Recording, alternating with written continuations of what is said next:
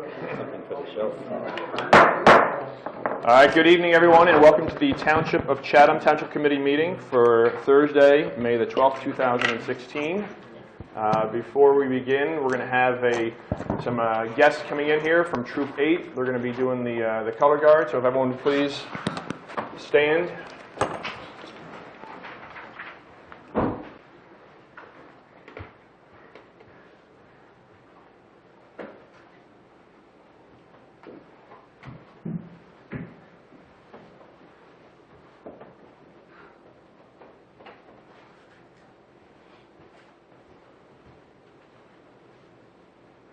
Post the flag.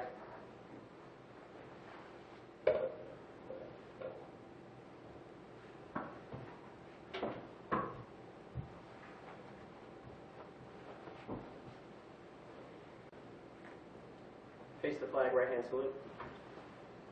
I pledge allegiance to the flag of the United States of America and to the republic for which it stands, one nation, under God, indivisible, with liberty and justice for all. Color guard retire.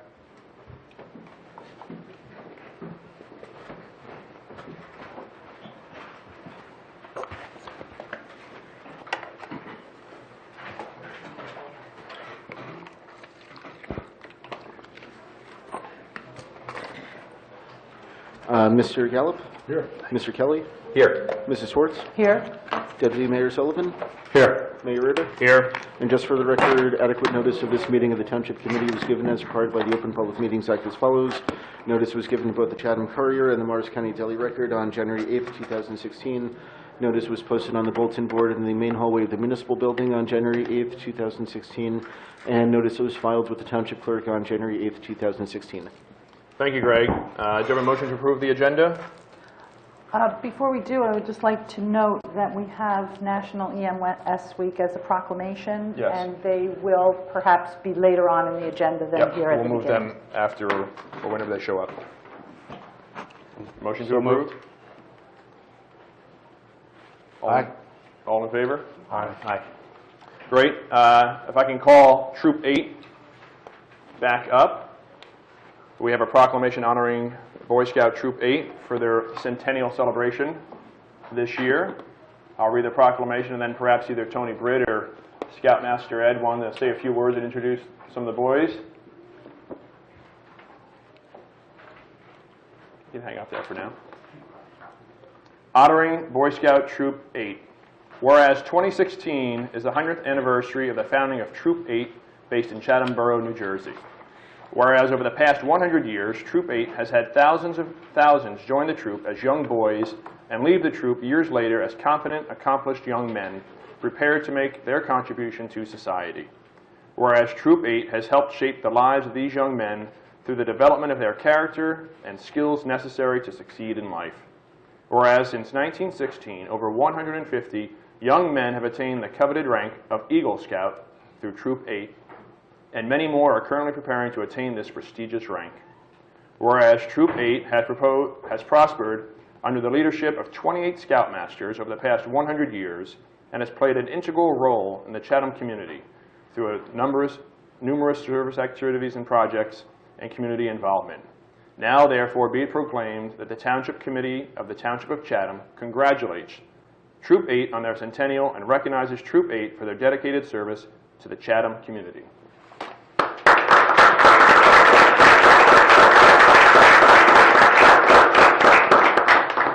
Ed or Tony, you want to say a few words? And Yeah, thank you very much. That was very nice and appreciate it.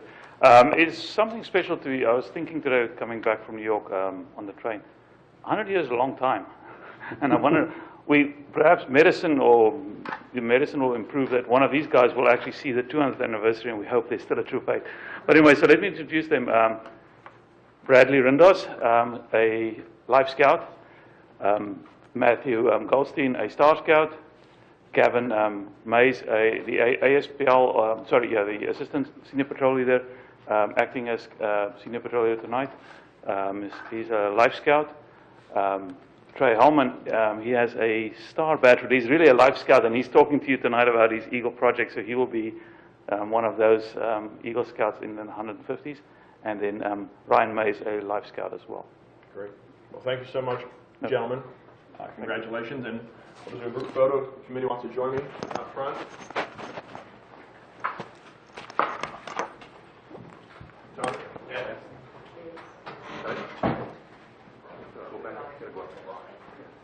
Come on, guys.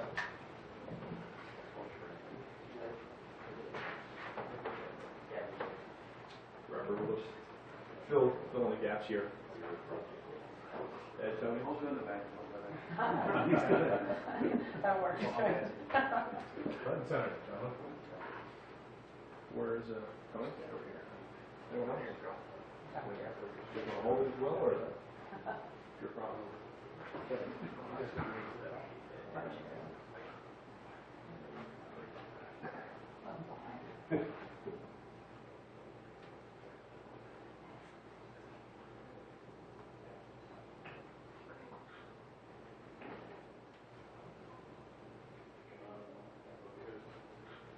First time you've done this? Yeah. All right. Congratulations, guys. Thanks again. Very good. Way to go, guys. Thanks for everything. Thank you. Thank you very much. Thanks, Tony.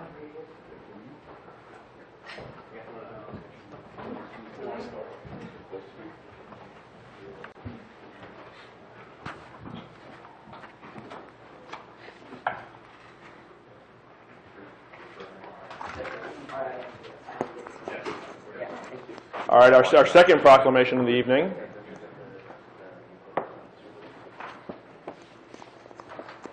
Is parents who host lose the most. Catherine Marino, if you want to come on up. I don't know if you want to say a few words before or after. Sure, after. Okay. Text is small. Whereas adults who provide alcohol to those below the legal drinking age of 21 are placing those youth at risk for health, safety, and legal problems. And whereas alcohol use by young people is dangerous, not only because of the risks associated with acute impairment, but also because of the threat to their long-term development and well-being. And whereas it is illegal to give or allow your teen's friends to drink alcohol in your home, even with their parents' permission. And whereas anyone found guilty of providing alcohol to youth can face up to $1,000 fine and 6 months in jail, in addition to any civil action that can be brought against them as a result of damages or injury related to the offense. And whereas adults have the authority and responsibility to our youth to provide them with alternative opportunities by creating alcohol-free activities. And whereas Drug-Free Action Alliance, through the Parents Who Host Lose the Most, Don't Be a Party to Teenage Drinking campaign provides the educational materials to raise community awareness regarding this illegal and unhealthy practice. And whereas the Township of Chatham encourages residents to refuse to provide alcoholic beverages to underage youth and to take the necessary steps to discourage the illegal and unhealthy practice, including the reporting of underage drinking by calling their local police. Now therefore be it resolved that the Township of Chatham not only discourages the use of alcohol by those below the legal age of consumption, but also exhorts all residents of the Township of Chatham to refuse to provide alcoholic beverages to those underage youth, and will continue to take the necessary steps to discourage this illegal and unhealthy activity. Now therefore I, Kurt Ritter, Mayor of the Township of Chatham, State of New Jersey, do hereby proclaim the month May 2016 to be Parents Who Host Lose the Most. Don't Be a Party to Teenage Drinking Month in the Township of Chatham. Hi, everyone. I just first of all want to thank you for always being so supportive to MAC and the numerous preventative and programs that we provide to the community in the area of substance abuse and mental wellness. It is so important that we join as a community in educating people in this area, and again, our national campaign and local campaign for Parents Who Host Lose the Most is one of those vital parts. I do want to introduce Vince Fiorito, who is our point person and has been instrumental on MAC for bringing this to our community, and each year it grows and grows. And I just want to also say thank you to all our MAC members. I cannot do this alone, and all those volunteers who come to our monthly meetings and help I really appreciate. But I just want to turn it over to Vince Fiorito, and thank you again for all your support. Okay, thanks, Catherine. I'd just like to thank the council for recognizing this campaign. This is the 8th year that we're doing it, and it seems to be growing, and we get more, more posters, more signs, more banners out there. The police department in the township here does put banners on Southern Boulevard, and we have Mike, who does come to our committee meetings, and we appreciate it. It gives us a connection with the council. And I did bring some flyers for you to put wherever you're going to put them. Great. So again, thank you. Well, thank you so much, and again, thank you for all the work that you guys do. It's really appreciated, and I know that even this summer, I think we're partnering up for a movie night at Colony. Yes. So it's another great you, way of Tom. promoting your activities, promoting healthy alternatives, so to speak, in the family environment at the Colony Pool Club. So thank you so much again. If you want, Ed, we'll do another photo. If everyone wants to come on down again, get some exercise tonight. Thank you.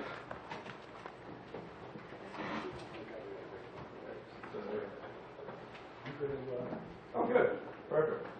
Yeah, for the side. Sure,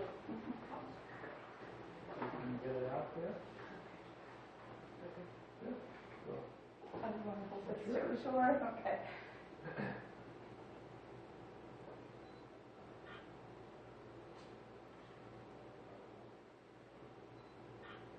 Great.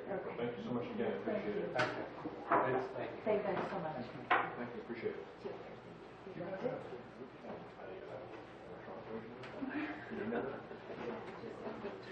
Good to see you.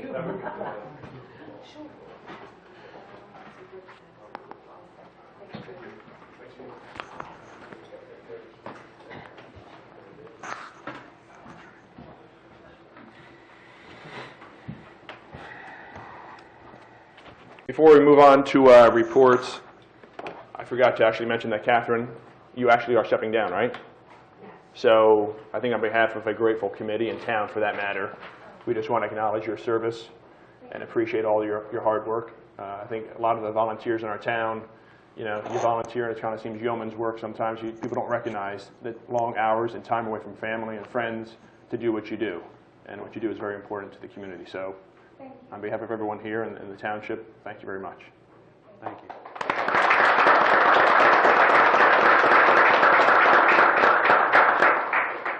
We have one more proclamation for the EMS, but they're going to be arriving a little late as we indicated, so we'll do that one when they come in. We'll jump into reports, starting with Mike, please. Thank you, Mayor. The community garden has a couple of firsts to report this month. They had their first work session. Members of the garden commit to doing some of the community work, the collective work around the community garden. And on April 21st, they had their first work day instead of working independently. And 47 members all came out and accomplished a great deal, from everything from fencing to weeding to wood chipping, and seeding the walkways. It was an excellent project, and they'll do it again on June 21st. And it was a great event. Also, another first is that for the first time in the 3 years that the community garden has been located in the township, this will be the first year that it's fully subscribed. Okay. So the 70 plots are totally committed to. There's nobody on the waiting list. There actually are 84 farmers actively involved there, because some of the plots are divided in half. The people preferred to take a smaller chunk, and it's a very successful story. So That's it's great. nice So report. should we stop promoting it on Facebook and everything else, or you'd love to get a waiting list? We can quiet it down, actually, Yeah. both between that and the fact that the planting season is really here. So if That's great. people are not aboard at this point, they're probably not going to be aboard until this time next year. That's So, fantastic. Congratulations. and that's it. Thank you. Great. Thank you. Bob? The Pilgrim Pipeline Regional elected officials met, and just of interest to our group is that 12 towns have signed on to the retainer agreement for the for the council, so there's lobbying going on to the surrounding towns that have not joined up. So we're hopeful maybe in the next 30 days or so that we can get 3 more towns. So we're 3 short, and we continue to work toward that goal. Great, thank you, Bob. Karen? Well, there is a lot of stuff going on around town. First, our Environmental Commission hosted their annual Open Space Workday at the Green Village Pond Open Space area, and that was, as always, a successful event. Not as well attended as it has been in the past. Perhaps we need to do a little bit more publicity there, and we will be talking more about how to open up the back and perhaps adjoining it to the Kirby property if we can do that, or what was once the Kirby property and is now Chatham Township property. Our Senior Center board is actually meeting this evening, so they will be going over some battle plans regarding last Saturday's shred event. It was the most successful shred event they've had in their history. They've been doing it for a number of years now. They had 9,000 pounds of materials come in and profited over $3,000 for the Senior Center's various functions and activities, so that was really terrific. They are in the process of selling their Glorious Garden Tour tickets, which will be kicking off Friday, June 3rd, with the tour on June 4th. All details are at chathamseniorcenter.org. The Senior Center is dovetailing with our health department with Madison and Chatham Borough for the Tri-Town 55+ group. The survey has been out there for a number of weeks now, and they are receiving targeted responses of about 360 folks. I think that's more than we intended. That's really on target for a good cross-section of our seniors in the community. The coalition will be meeting to review the data and then figure out exactly how we can apply that for further grants and other programs to assure folks that we are, in fact, a senior-friendly, aging-in-place community. Also, since we are working hand in glove with our health department is advising us that May is Melanoma Awareness Month. We have to be exercising common sense, sunscreen, sunglasses, and avoiding the midday sun. We have obviously the Zika virus on alert for those who are traveling. The danger here in the United States is all in the media as opposed to actually what we're seeing. And May is Women's Health Screening Month through our health department. Residents of our township, including nannies and other household employees, those without health insurance, are encouraged to take advantage of women's health screening through our health department, and reservations there are necessary. Let me see here. Our Department of Public Works is, of course, pedal to the metal, getting Colony ready for Memorial Day. So that is a #1 focus for them. Monday or Tuesday of next week, they are proud to report that the skate park will reopen. They have been doing repairs as much as they are capable of doing, so we know that is important to a lot of our folks here. So Monday or Tuesday, look for that. They have an active Facebook page. You can follow for news on there. We've had a great response for the mulch department to the point where we're no longer accepting mulch orders. That's all done. And let's see, road repair, obviously, our playing fields maintaining in top condition. Nelson Trees is still about the township doing work in conjunction with our Department of Public Works to make sure that the electrical wires are free from encumbrance. I encourage everybody to visit the township website, where Perspectives is focusing on our great Department of Public Works and all that they do around town, thanks to our communications department and Tom and everybody. Thanks, Rich, for being out there and being the face of our DPW. How many plugs for food were on that video? I think a half a dozen. They're always looking for food.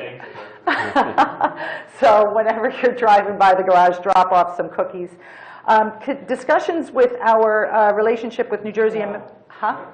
Oh, salad, not cookies. Salad, yes. Salad and fresh fruit. We don't want them to slow down. Veggie platters for our DPW boys. Let's see, the discussions with New Jersey American Water, we're working on becoming a little bit more productive. They have taken a second look at their water main replacement on Southern Boulevard and will be leaving Snake Hill alone. John, you can speak to that a little bit more. That is within the 3-year confines of being repaid, so they will not do that, at least Snake Hill. And also along the lines of our utility relationship, JCP&L is asking for a 6% rate increase from the state of New Jersey. They are actually working on increased communication. It's not really the cost of electricity, but it is making sure that they can remediate situations as they come about, increasing communications, et cetera.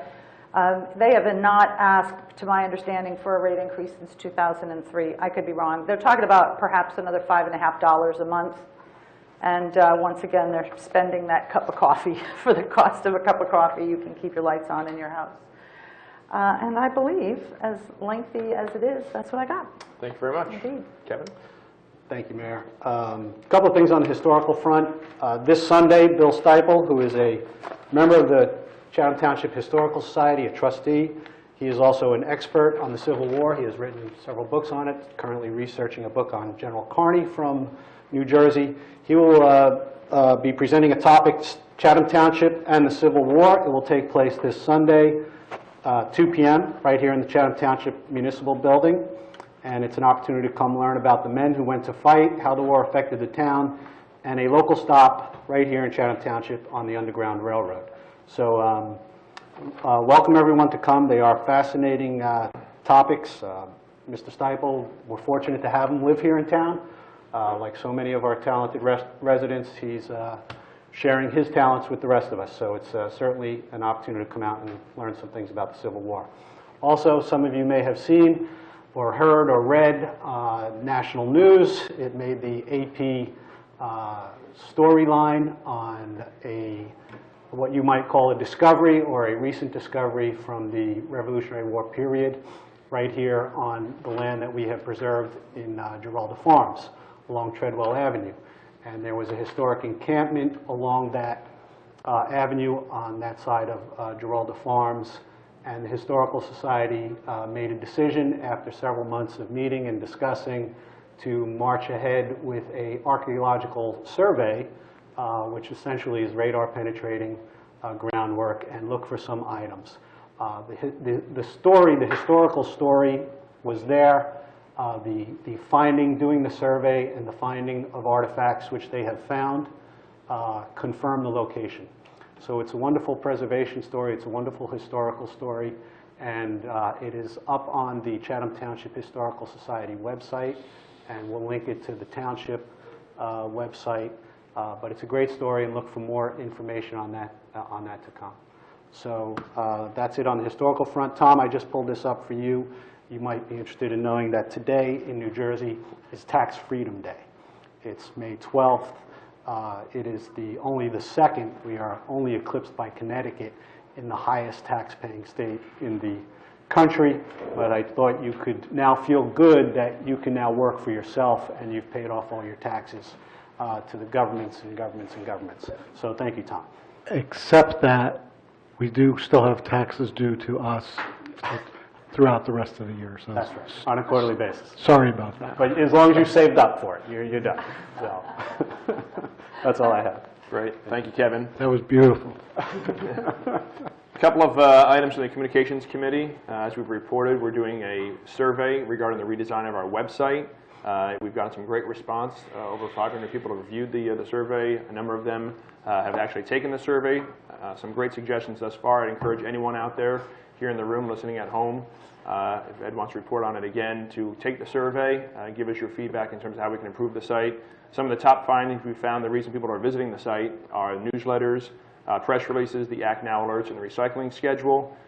People typically visit the site once a month to get the information they need, and everyone has indicated, for the most part, majority, I think 60-something% have indicated that they're able to find everything they need on the site.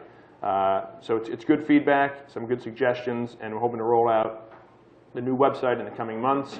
We're waiting for a mock-up from the City Connections folks, perhaps later this week or early next week, which will be shared with the Communications Committee to get their initial feedback, and we'll continue to move forward on that one. We're working on the May-June newsletter. That'll be out in the next couple of weeks. And the next video for perspectives is going to be focusing on the EMS in the Chatham Township and Borough area. And again, just kudos to Tom Salvis in the back, who has put these videos together. They're one of the great things. It really highlights the great people of our township, and Tom's done a phenomenal job putting these together. So thank you again, Tom, for your efforts. On the Colony Pool Club front, the advisory committee met. We're moving forward with moving the swim team registration to Community Pass to make it easier for folks registering for the swim team, as well as the, I guess, the general upkeep and management of the swim club folks and registrations and all the rest, which that's going to be a good thing this year. We're launching a member survey to all members, hopefully maybe later this week or early next, to get some additional insight from members as to how we can continue to improve the club and membership experience. And then just another shout out to everyone to consider joining the pool club this year. I believe registrations are up year over year so far this time last year. But obviously you can get to the Colony Pool website to register. I think it's perhaps one of the best value in any of the surrounding communities in terms of dollars for the membership and the amenities and the activities we have there. As we mentioned earlier, we're going to have a couple of movie nights at the club this year. We're going to have a ladies' night. We're going to have adult luau, pig roast, and a lot of great activities. And I encourage everyone to go to the colonypoolclub.org to register or just learn more about the club and make a decision then. Another item I just want to bring up, that coming up on June 2nd, in conjunction with the American Foundation for Suicide Prevention, we're hosting, as some of you may have seen already or heard, a suicide awareness prevention presentation. It's going to be here at the Municipal Building at 6:30. I think everyone knows that since I was elected to the committee several years ago, it's been kind of one of my things I want to try to promote, increase awareness of different health activities, health issues in our community. This is one issue that, unfortunately, it happens more often than we like to believe or realize, and it's something that I think needs to be brought to the forefront. So I know we've promoted in the newsletters and the Facebook and everything else, and we've actually, the police department has been trained by the American Foundation as well. We're trying to get the EMS and fire department crews to get trained as well in suicide awareness and prevention. And I would encourage everyone to think about it, and if you can't make it, we will be videotaping it.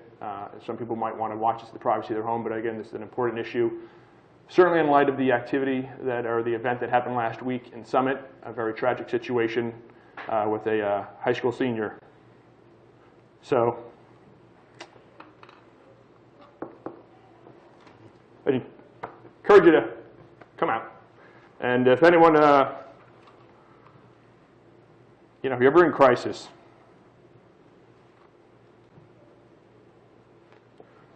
just call the number, 1-800-273-TALK.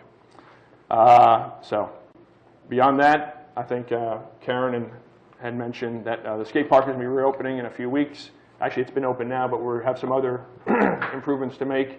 We're going to be meeting with those folks to have a kind of opening ceremony to really get some publicity for this and let people know that it's open once again. So yeah, just to clarify, we actually finished the repairs to the apparatus, the ramps, and did reopen the park prior to last weekend.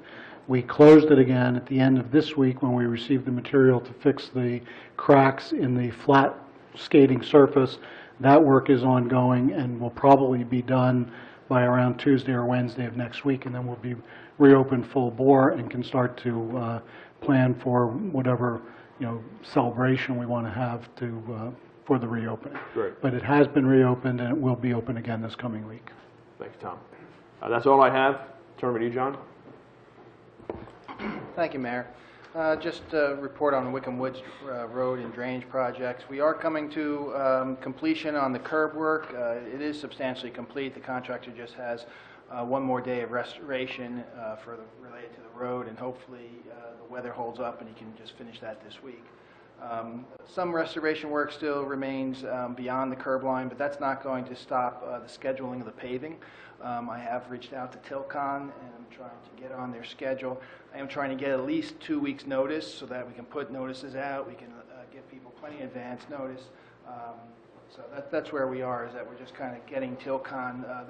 We already had this well in advance, keeping them in notice of the progress so that our paving doesn't get pushed off too far. But We are trying to get at least a 2-week notice. Unfortunately, working with Tilcon, they do tend to all of a sudden call you up and say, can we come in tomorrow? And unfortunately, I'm going to say no, because it's just too much of a disturbance trying to get notices out and everything. So I'm just going to keep the diligence on trying to get advance notice to the residents, and we'll schedule the work as soon as we can. Great, thanks, John. Tom? No, I think you pretty much covered it all. I was going to mention, Colony registration obviously is open. Southern Boulevard camp registration is open. We have not opened registration for the tennis clinic at Colony yet, but we'll put that up soon as the date approaches. That won't actually start until school is out, and will run through the month of July.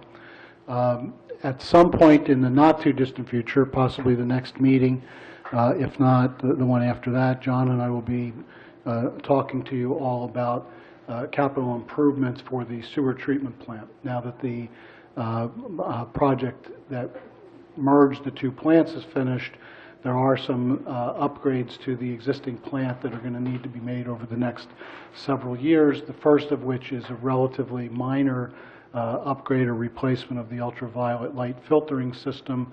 That's something we're going to probably look to do this year, and then there will be some other more significant upgrades to be done over the course of the next couple of years. But so we'll present that to you at a workshop sometime in the near future.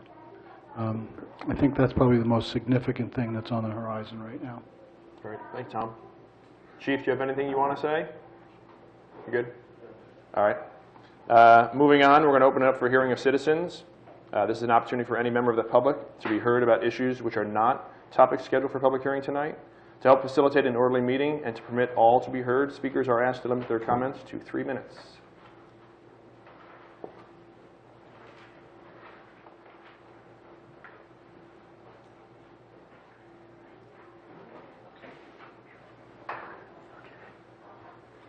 Joe Bazralian, Fairfax Terrace. The purpose of my being here today is to introduce Trey Hellman of Troop 8, which is exciting. But then as I was listening to the reports, my introduction got a little bit longer, because I started getting thrilled by how we're living within a stream of history in this town. Committeeman Kelly, you mentioned the community garden, how the plots are full. Farming has been happening in this community for well over 300 years, and we're still able to do it at the community garden, which is a parcel of open space, a Green Acres parcel. That's helped us continue that tradition and so many participants. Deputy Mayor Sullivan, you mentioned the incredible findings at Giralda Farms Preserve of Revolutionary War encampments, and who knows what more we'll find there along Treadwell. It's really exciting. So 240 years ago, as our nation was struggling to become a nation and win independence and freedom, there were encampments, potentially significant ones, right on the parcel that we're now able to investigate and to enjoy as a community going forward. And then Mayor Ritter, you mentioned Colony Pool, obviously a parcel of land that was founded by committed people and continued by committed people 100 years ago, and it's such a community rallying point. It takes a lot of work to keep it going, but I'm a member, I love it there, and it's such a great place for all of us. So I think that the thread of open space helps us take part in this tradition of being this stream of history that we're in. And what better way, I think, to introduce Trey Hellman from Troop 8. We just acknowledge that 100 years ago in this town, Troop 8 was founded, and so much has happened with that troop.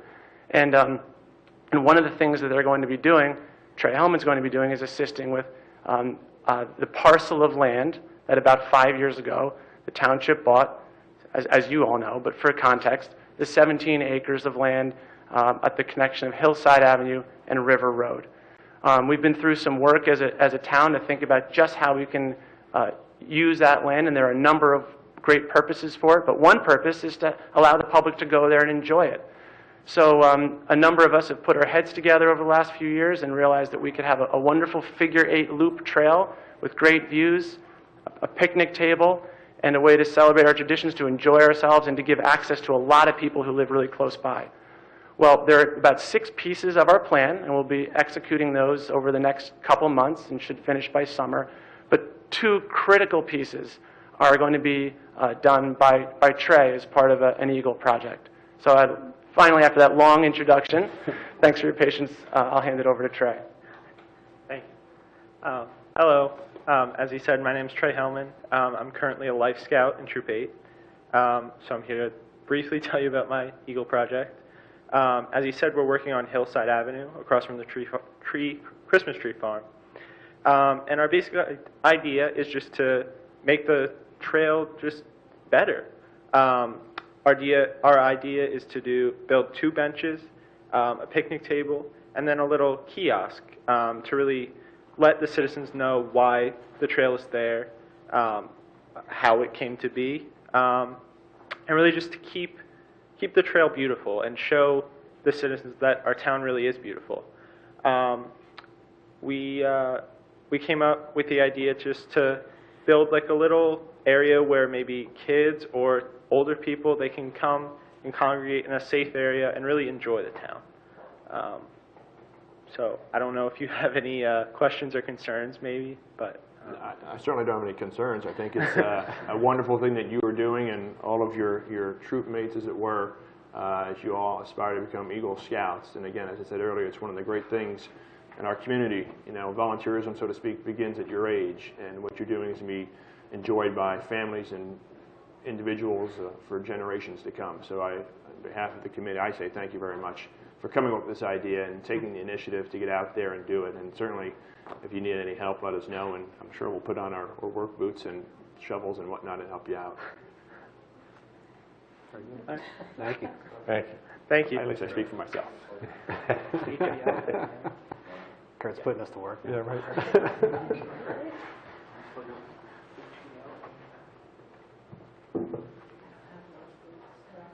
Does anybody else want to come forward before we move on? All right, moving on. We've got a public hearing and final adoption of a couple of ordinances. The first ordinance is 2016-13, bond ordinance to authorize the making of various public improvements in the acquisition of new additional or replacement equipment and machinery, new information technology equipment, and the new automotive vehicles, including original apparatus and equipment in, by, and for the Township of Chatham, the County of Morris, State of New Jersey, to appropriate the sum of $885,000 to pay the cost thereof, to make a down payment, to authorize the issuance of bonds to finance such appropriation, and to provide for the issuance of bond anticipation notes in anticipation of the issuance of such bonds. This forum will open up for hearing of citizens, if anyone wants to come forward. Seeing no one coming forward, any discussion from the committee? No. Do I have a motion to approve? So moved. Is there a second? Second. Mr. Gallup? Yes. Mr. Kelly? Yes. Mrs. Schwartz? Yes. Deputy Mayor Sullivan? Yes. Mayor Ritter? Yes. Our second ordinance is ordinance 2016-14, ordinance of the Township of Chatham, County of Morris, State of New Jersey, amending section 11-11.1 of the revised general ordinances of the township titled Time Limit Parking on J Road and Robert Drive. We'll open up for hearing of citizens. If anyone would like to come forward to speak on this? Seeing no one coming forward, is there any discussion from the committee? Seeing no discussion, I'll ask for a motion to approve. So moved. Is there a second? Second. Mr. Gallup? Yes. Mr. Kelly? Yes. Mrs. Schwartz? Yes. Deputy Mayor Sullivan? Yes. Mayor Ritter? Yes. Our final ordinance for adoption is ordinance 2016-15, ordinance authorizing the use and occupancy of certain municipal lands and buildings, being the Red Brick Schoolhouse in the Township of Chatham by the Historical Society of the Township of Chatham. Any residents would like to come forward to speak on this issue? Seeing no one coming forward, is there any discussion from the committee? Seeing no discussion, do I have a motion to approve? So moved. Is there a second? Second. Mr. Gallup? Yes. Mr. Kelly? Yes. Mrs. Schwartz? Yes. Deputy Mayor Sullivan? Yes. Mayor Ritter? Yes. Moving on to the consent agenda. Before Greg reads it, you want to read it, Greg, and then we can discuss if anyone has any questions? This evening we have Resolution 2016-109, payment of bills, 2016-110, approving meeting minutes, 2016-111, certifying review of audit, 2016-112, approving social affair permit, 2016-113, refunding overpayment of taxes, 2016-114, releasing escrow balances, 2016-115, refunding sanitary sewer inspection fee, 2016-116, authorizing amended land lease agreement and issuing a notice to quit and demand for possession to T-Mobile, 2016-117, appointing member to Environmental Commission, 2016-118, approving agreement with Mars County for dispatch services, and 2016-119, acknowledging receipt of corrective action plan. Any discussion from the committee? I would just like to make a brief note about the fact that we are appointing an alternate member to our Environmental Commission. Mr. Gallagher, whose name is on the resolution, was a concerned citizen who came to the Environmental Commission because there was something that was presenting curiosity to him or a question. And like we talk about all the time, as a volunteer, he decided to lend a hand. And that's what we're all about. We prize our volunteers so much. We take a great deal of pride in it. And I would like to thank him. And I would also, as we all do on a regular basis, thank everybody who volunteers for boards and commissions throughout our town. So thanks to Mr. Gallagher and the fact that he represents so many other folks who do that. Thank you, Karen. And Mayor?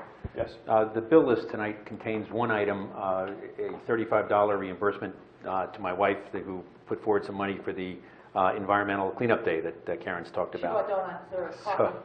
So because that affects me directly, I'm going to recuse myself on that one item on the bill list. But when we vote, I'll be voting on the other bill items and then the other separate items. Non-donut related items? Yes. Okay, thank you. Tom, I have a question on the dispatch services. Okay. When that first started, there was a couple of towns. Do we have any idea how many towns, and as more towns came on, the cost was supposed to go down? Has that come to fruition, or did we get suckered in like the volunteers when they come to a meeting and we say, yes, now you have to join us? Well, that's a multi-part question. I really don't know at this point how many of the municipalities are part of the central dispatch. It is a significant number, though. But I can tell you that what was initially represented to us when we signed on was that at a point in time when the new communications center was completed and more towns were involved, that the services would be rolled into the overall county budget, and there wouldn't be separate user fees to the towns like us who are participating. There then, through the will of the people, were changes in the leadership of the Board of Freeholders, and they changed their mind about that. So we continue, and all the other towns, continue to be billed on a formula based on, the number of radios and things that we bring into the mix. That being said, I can tell you that we're still way ahead of the game on this. This was an absolute slam dunk money saver for us. We're paying just over $200,000 a year for these services, and I can tell you, going back even whatever it was 5 or 6 years ago that we moved, the salaries alone for our own dispatchers exceeded that amount, without including benefits or pension contributions or the capital improvements. And if you recall, those of you, I think Bob may have been the only one that was on the committee at the time, we were at the point where the whole console was going to need to be replaced. We were looking at probably about a $300,000 capital improvement just to be able to continue doing it ourselves. So I know it hasn't necessarily been perfect, that there have been some complaints about accessibility, particularly after hours on weekends, that there isn't someone at police headquarters actually answering the phone.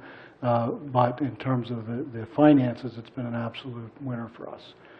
As to how it gets funded in the future, I'll leave that up to you guys to take up with your counterparts on the Board of Freeholders if you want to. Thank you.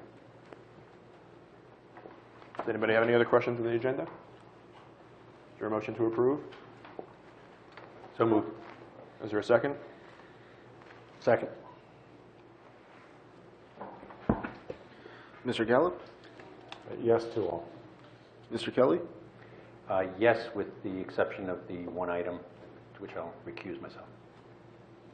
Mrs. Schwartz? Yes to all. Deputy Mayor Sullivan? Yes. Mayor Ritter?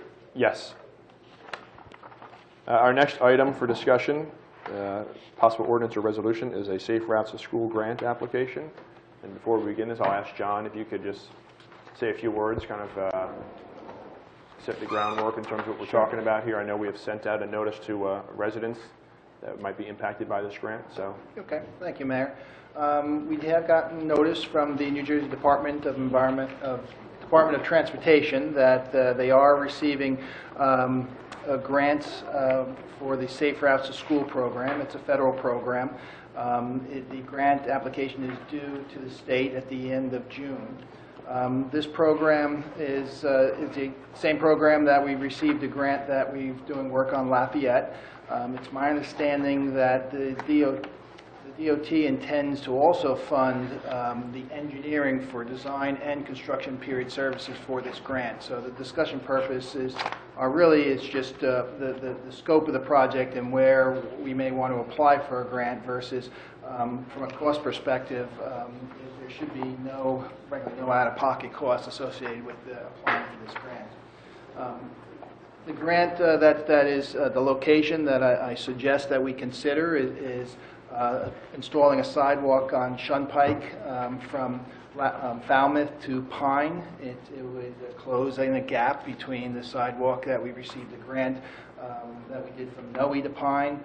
And it is a location not only that was targeted for the Safe Routes to Schools, but also from the planning board, from their pedestrian and bikeway program, and the recommendation was that this was a targeted area for sidewalks. So it was an area that we have been considering for some time. We did apply for a grant application last year or the year before under the transportation alternatives programs. We did not receive the grant for that at that time, but it's just a very competitive program. There is no guarantee when we submit these grant applications that it's a guarantee, but certainly we put our best foot forward and we try to present the best project that we can that's going to meet their criteria. This location is identified in the travel plans that the Safe Routes School Committee worked with the TransOps. So that is a key component with these grant applications, that the project is supported by a travel plan. So basically some background. Great. And I have a quick question, if anyone else has any as well. As part of this grant, is there anything we can do in terms of the crosswalks crossing the street on Shunpike there, in terms of, can you use any of the grant money for signage, that kind of thing? Or? Oh, absolutely, absolutely. There's a crosswalk, I believe, at Robin that we would improve. We would do crosswalks all along the running parallel with the sidewalk. The crosswalks at the intersection of Lafayette and Shunpike, that's already being considered under the current grant as being an add-on to the project. So that would be addressed as part of the current grant application. Right.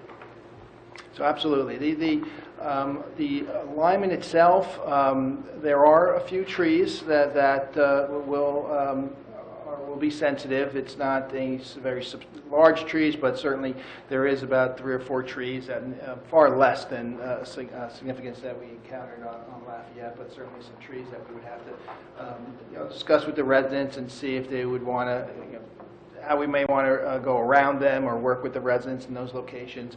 The grade itself is very mild, and I don't see any great disturbance to the residents for up to probably the PSC&G corridor. Beyond that, there's a section where the grades are a little steeper, where I would anticipate that we would either work with the homeowners to do some transitional grading, that we would get an easement and transitional grade in the front yard, or the possibility of just putting in a landscape retaining wall. And Again, that's something I'm going to include in the grant, those type of features that can be incorporated so that there's sufficient funds to address all the concerns of the residents, and we can address those type of unique situations in each one of the properties.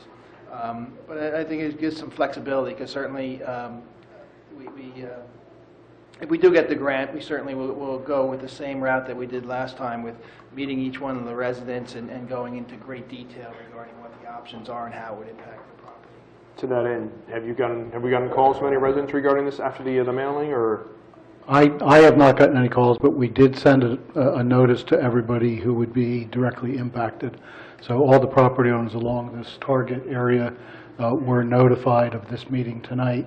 I believe at least a couple of them, one can see a show of hands. When did the letter go out? 3, 4, half dozen people, last week. May 4th. Yeah, last week. So there are a half dozen people here. Good. And so, John, just There's to... certainly more than a couple of trees on that, I'm on 340, 303. Ma'am, we'll have, you'll be able to come up in a minute. We'll just finish discussion here, and we'll have you all come up. Thank you. And that was actually one of my points. So when there are trees impacted, and if we cannot go around the tree and the tree had to be removed, the residents reimbursed for this? Are they entitled to a tree replacement, or how do we deal with those issues? Certainly we try to avoid taking down a tree, and if we can go around it. The right-of-way is restricted, where usually if we have to go around it, we have to get an easement from the property owner to go onto the property to go around it. If we do remove the tree, I also will include in the grant replacement trees, and that's what I did with Lafayette also, that we include sufficient replacement trees. They're not going to be in kind, because if it's a 24-inch tree, we can't plant a 24-inch tree, but I include at least a 4-inch caliber, something of a very substantial tree. It's not going to be a 2-inch or a 1.5-inch twig. It's a substantial tree we put back. All right, thank you. Does anyone else in the committee have any questions? Yeah, John, I have a question. There are fence lines, not necessarily all along that stretch, but from the power lines up to Pine Street. There are fence lines, actually even closer down to Lenape Trail. So what kind of work will you do with the homeowners when it comes to those fences? For the most part, we haven't done a detailed survey of the area, but I would suspect that we would not require any road dieting in that area. I don't think we can keep the existing curb line, and typically we need about 6 feet, 2 feet of a grass strip and a 4-foot wide sidewalk. So typically within 6 feet from the curb line is where we're working. So for the most part, it appears that we should not be impacting a lot of those fences. I think we have enough corridor that we can get the sidewalk in. Does the county have to get involved from this perspective, since it's a county road? Yes, yeah, we as part of the grant application, we do get a letter from them just endorsing the application, and we've done it before in Lafayette from the first the grant application we did about 2 years ago with Noe to Pine. You know, they coordinate with us. And what about with PSE&G, since it's their right-of-way along that stretch by the power line? It's their right-of-way, but our right-of-way is overlapping their right-of-way. Okay. So we work within our right-of-way, and I don't anticipate needing... So if this grant goes through and it's been fully vetted, and we talk about putting a sidewalk there, they're not going to come and put the kibosh on it? They have no jurisdiction over our right-of-way. Okay. All right. As far as making sure that this is not a surprise, obviously the letter has gone out, which is great. People read their mail, but we've seen in the past that people are surprised by things like this. The communication with our residents is paramount. We don't need the acrimony that we've seen in other realms. No, absolutely. Like I said, the application is due at the end of June, so certainly that's why we're discussing it now. That's why we put the notice out now, to get people's input and their feedback. And certainly, as we move forward, if there's a consensus that this is a location that we want to start to pursue, there's some legwork that I can start getting endorsement letters and things, but certainly we can have another notice go out in another month, and just before we submit it, get some more feedback in case, mail, just to make sure that we hear everyone's concerns. I think that this is a good place for a sidewalk, personally speaking. That's where I live. I think that it would be very well traveled. but you mentioned how competitive this environment is from other municipalities, other school districts, if you will, given that it's safe routes to school.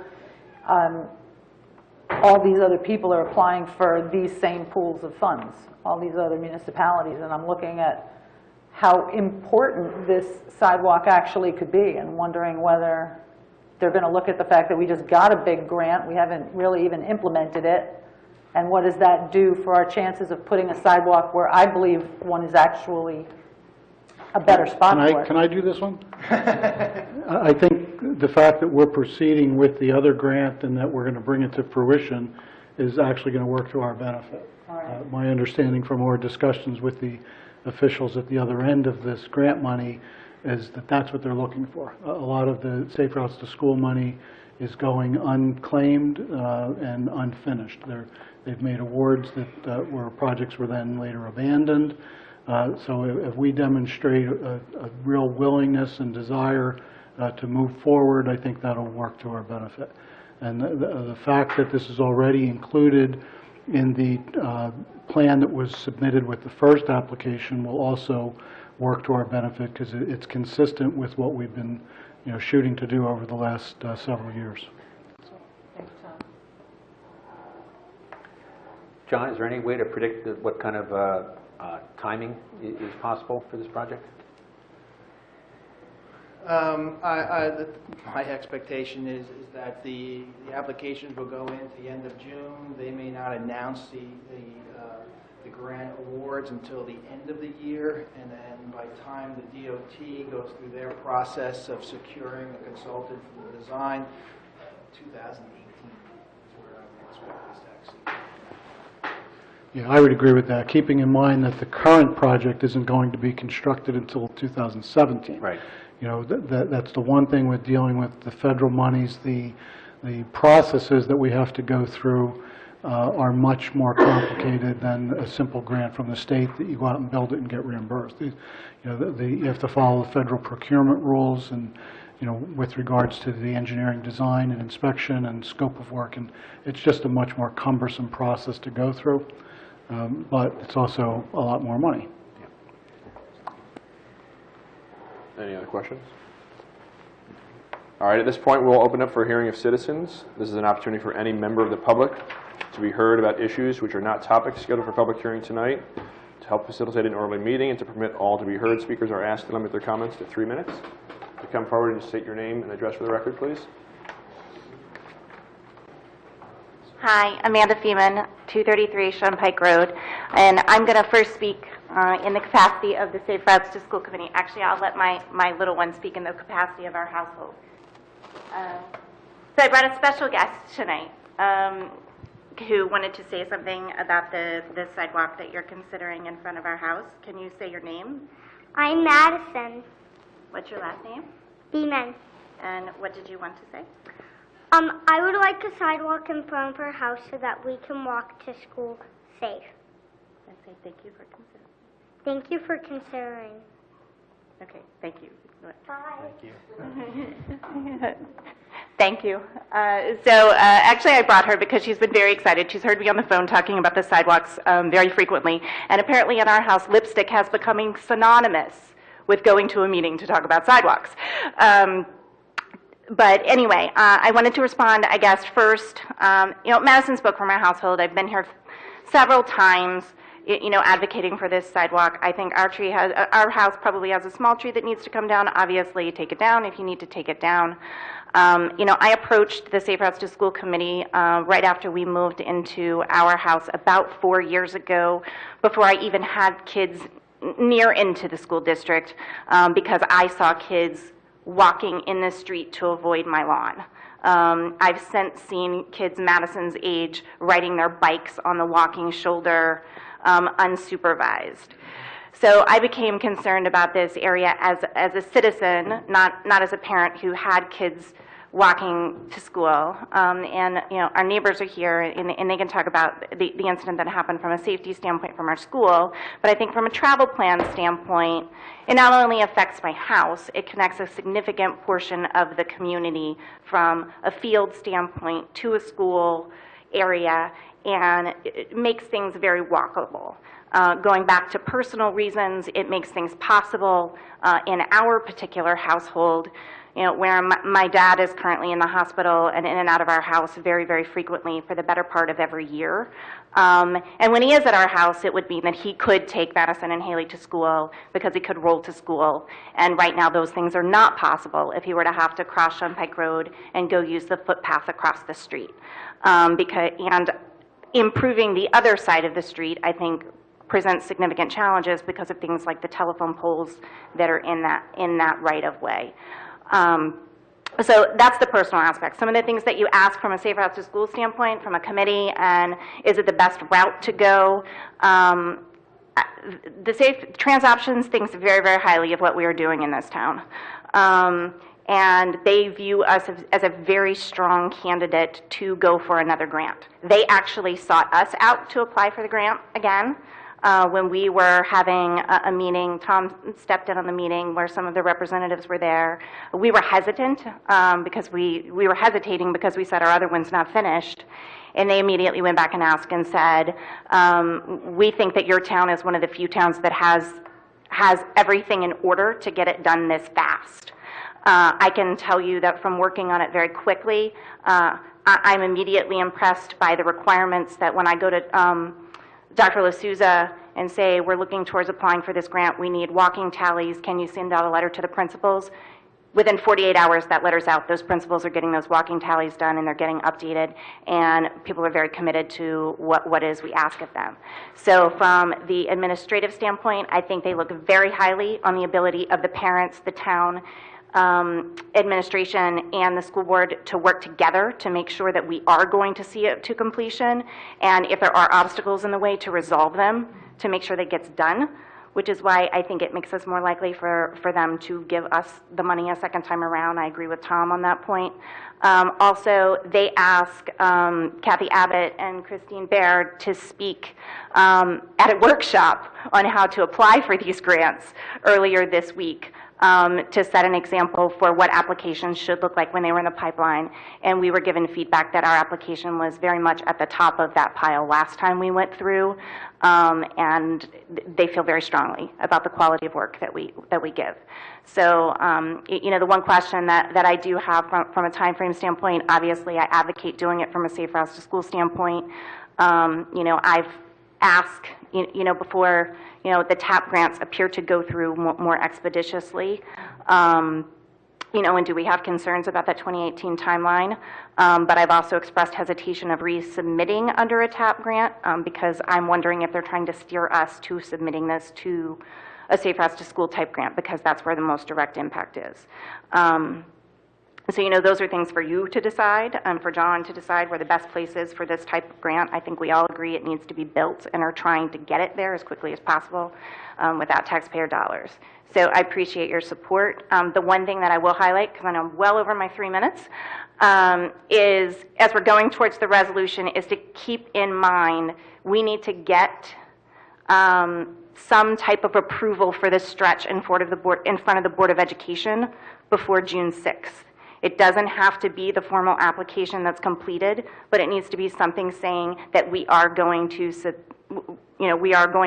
submit an application or considering a Safe Routes to School application for Shunpike Road, so that then they can endorse and say that if an application is submitted, then they will approve it. And the importance of that date is it's their last meeting and it's the last meeting before the application is due, and that's the one requirement, you know, that I can't just push through without you helping, you know, do that from your side. Thank you, Amanda. So thank you. Thank you. Well, John, they could certainly endorse even before we did anything. Is that correct? Couldn't the school board endorse? Yeah. Oh, absolutely. At any time? Oh, absolutely. Just the fact I that, just yeah. don't want to I think it just has to name the streets, I think. That's the only thing. I think it has to name whatever streets you're considering. John, you probably know better than I do. Yeah, we would want them to endorse the specific project that we want to pursue. But it's not like we need to take action and then they need to take action. They can make an endorsement to us. Yeah. We just Right. need to get the wheels rolling. Right. Yeah, getting an endorsement from them doesn't mean you have to do it. If for some reason you decide not to pursue it, no And they harm, can take no, that action at any time, that's no my harm, no point. foul. They Yeah. can take, they can But make in the an meantime, endorsement. I will talk to Dr. LaSousa about getting the endorsement. Good evening, Rosemary Menino, 235 Shumpike Road. I'm actually Amanda's neighbor, and I agree with all the points she made. Obviously, Shumpike Road, the stretch between Falmouth Road to Pine Street, connecting those, implementing a sidewalk there is a benefit for pedestrians, but I think the main concern here is our children, the safety of our children. I lived there since 2012, and it's been a concern for my kids. I have 4 children in total, and 3 of them of which walk to school every day. I have a nanny who doesn't drive, so she's taking 2 of them to Washington Avenue School, and she puts my 3-year-old in a stroller, of which makes it impossible for her to get through the shoulder on Shumpike Road, and therefore she's forced to cross the county road every day, and that's obviously that's a great danger. And back in October of this past year, they were walking back, and she was about to cross the street to make it. She crosses in front of our house, and there was like often, there's a car who'll just signal, stop, brake, and signal her over. When she did that, she started crossing over, as my 5-year-old describes. I heard how did the car sound? A big what? Big bang, he said. There was a big bang because the car approaching the first car, there was a collision and another collision. There was a 3-car collision because my children were trying to get across the street. So obviously this poses a concern not for just the children, but the community as well, the drivers on the road. 2 of those drivers were Washington Avenue families, and there was 1 teacher involved in this accident as well. I also have a 4th grader that attends Lafayette School and walks. He stays on our side of the road and actually walks on the grass there to try to keep himself safe as possible. But then, as you know, when it snows or if there's, raining day in, day out, like last week he couldn't walk there because of the mud and such. And so again, he's forced to walk on the shoulder, and every day I have to wait for my nanny to text me, yep, they got there, or, it's like every day is a concern for us, and I hope, I thank you for considering this, and I'm not sure if do you want to say something? No. Okay, he doesn't want to say. Thank you very much. Thank you. Would anyone else like to come forward? All right, hearing no one else come forward, we'll close out the hearing of citizens. And now we'll ask Rich Crater, you want to come forward? If you want to say a few words regarding, before we do the proclamation, or we can do the proclamation first? Do the proclamation first. Very good. Here's the last proclamation of the night. Whereas emergency medical services is a vital public service, and whereas the members of emergency medical service teams are ready to provide life-saving care to those in need 24 hours a day, 7 days a week. And whereas access to quality emergency care dramatically improves the survival and recovery rate of those who experience sudden illness or injury. And whereas the emergency medical services system consists of emergency physicians, emergency nurses, emergency medical technicians, paramedics, firefighters, educators, administrators, and others. And whereas the all-volunteer Chatham Emergency Squad has primary responsibility for responding to medical emergencies in the Chathams. And whereas the Chatham Emergency Squad provides CPR training and first aid training to residents of the Chathams to improve preparedness for medical emergencies. And whereas 84 residents of Chatham Borough and Chatham Township volunteer their time in service of the Chatham Emergency Squad and engage in hundreds of hours of specialized training to enhance their life-saving skills. And whereas it is appropriate to recognize the value and the accomplishments of emergency medical providers by designating Emergency Medical Services Week now. Therefore, I, Kurt Ritter, the Mayor, Chatham Township, New Jersey, in recognition of this event, do hereby proclaim the week of May 15th to the 21st as Emergency Medical Services Week, with a theme EMS Dedicated for Life. We encourage the community to observe this week with programs and activities.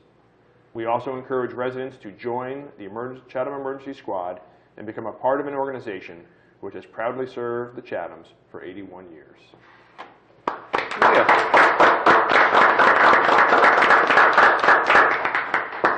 Thank you, Mayor, and members of the committee. We really appreciate the recognition that you've given the squad and, of course, the support that you've always furnished us.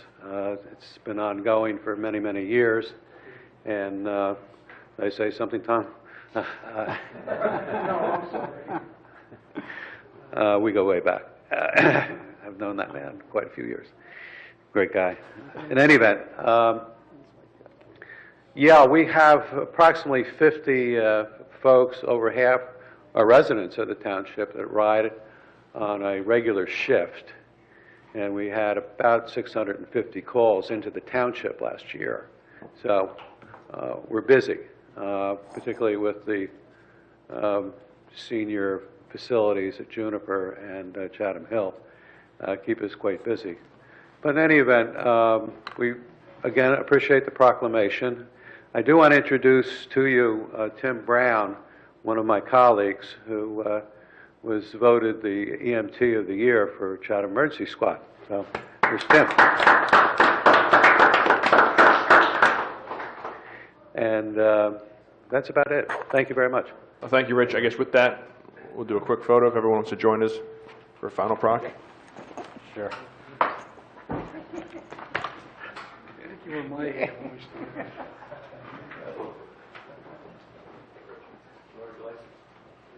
Front center.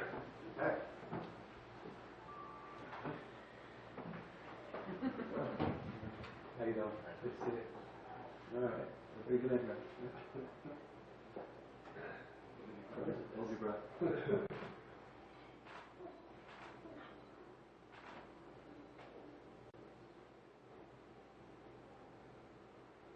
All good? Thank you. Thank you. Thanks again. Appreciate it. Thank you for all you do. Thank you very much. Good job. Stand up for your people. Good for you. They are very lucky to have you. Thank you.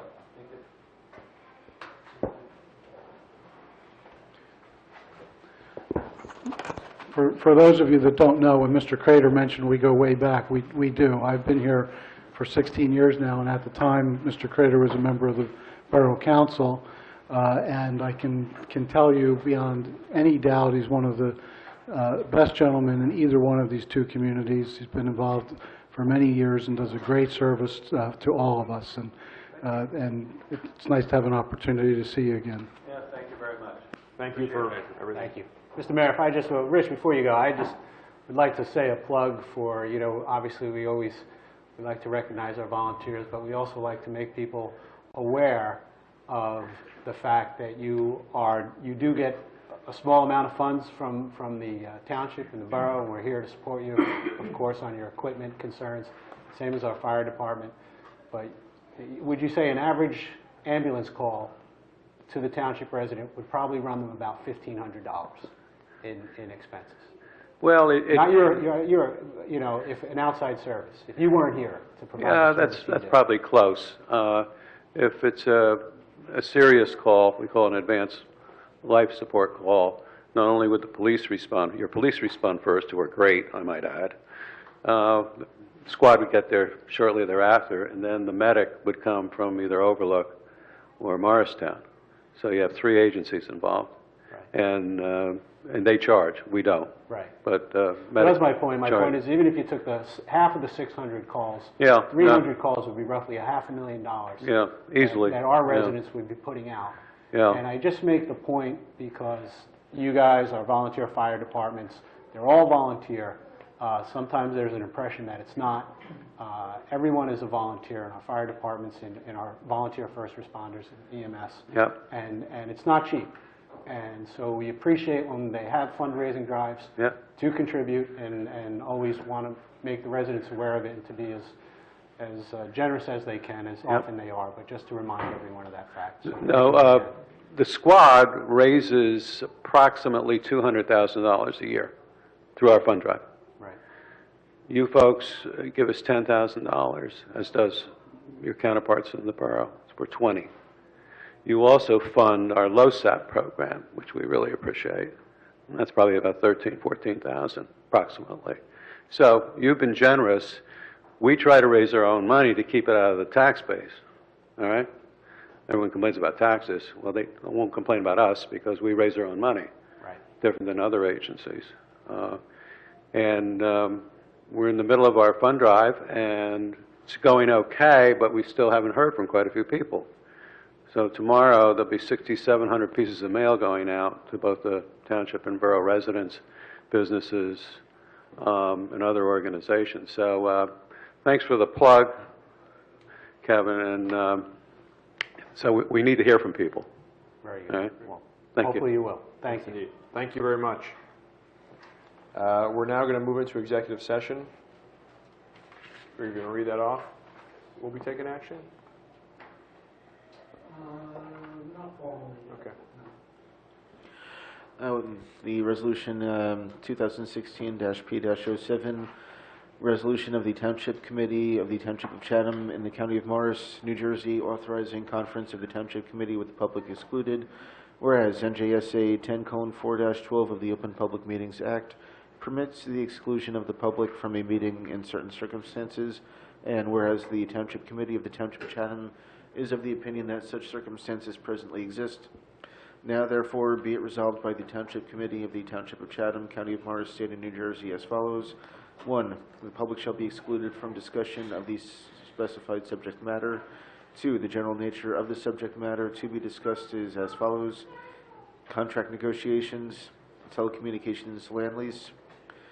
3. It is anticipated that the minutes on the subject matter of the executive session will be made public upon conclusion of this matter under discussion, and in any event, when appropriate, pursuant to NJSA 10:4-7 and 4-13. 4. The committee will come back into regular session and may take further action. 5. This resolution shall take effect immediately.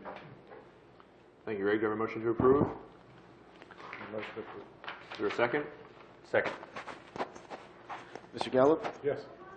Mr. Kelly? Yes. Mrs. Schwartz? Yes. Deputy Mayor Sullivan? Yes. And Mayor Ritter? Yes.